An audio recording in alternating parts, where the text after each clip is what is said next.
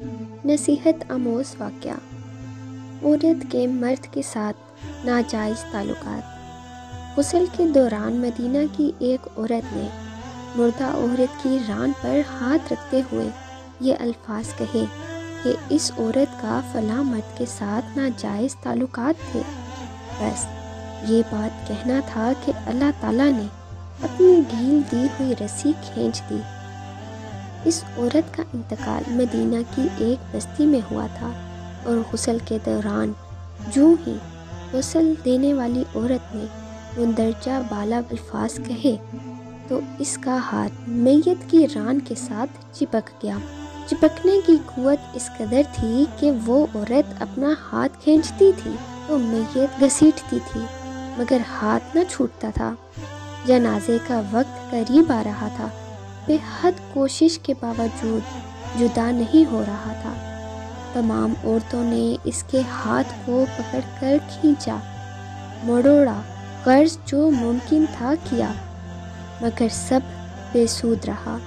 دن گزرا، رات ہوئی، دوسرا دن گزرا، پھر رات ہوئی، سب ویسا ہی تھا۔ میت سے بدبو آنے لگی اور اس کے پاس ٹہرنا بیٹھنا مشکل ہو گیا۔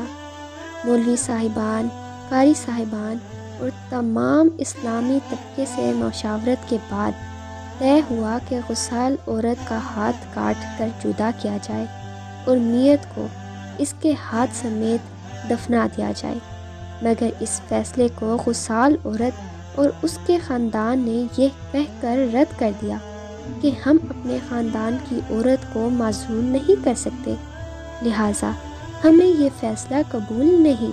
دوسری صورت یہ بتائی گئی کہ میت کے جسم کا وہ حصہ کاٹ دیا جائے اور ہاتھ کو آزاد کر کے میت دفنا دی جائے، مگر بے سود۔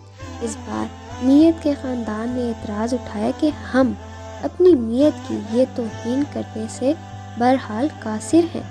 اس دوران میں امام مالک قاضی تھے۔ بات امام مالک تک پہنچائی گئی کہ اس کیس کا فیصلہ کیا جائے۔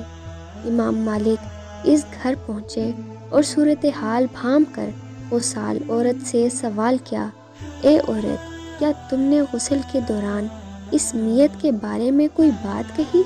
غسال عورت نے سارا قصہ امام مالک کو سنایا اور بتایا کہ اس نے غسل کے دوران باقی عورتوں کو کہا کہ اس عورت کے فلاں مرد کے ساتھ ناجائز تعلقات تھے۔ امام مالک نے سوال کیا، کیا تمہارے پاس اس الزام کو ثابت کرنے کے لیے گواہ موجود ہیں؟ عورت نے جواب دیا کہ اس کے پاس گواہ موجود نہیں ہے۔ امام مالک نے پھر پوچھا، کیا اس عورت نے اپنی زندگی میں تم سے اس بات کا تذکرہ کیا؟ جواب آیا، نہیں۔ امام مالک نے فوری حکم صادر کیا کہ اس غسال عورت نے چونکہ میت پر تہمت لگائی ہے، لہٰذا اس کو حد مقررہ کے مطابق 80 کوڑے لگائے جائیں۔ حکم کی تعمیل کی گئی اور 70 بھی نہیں، 75 بھی نہیں، 79 بھی نہیں، پورے 80 کوڑے مارنے کے بعد اس عورت کا ہاتھ میت سے الگ ہوا۔ آج ہم تہمت لگاتے وقت ذرا بھی نہیں سوچتے، ذرا سوچئے۔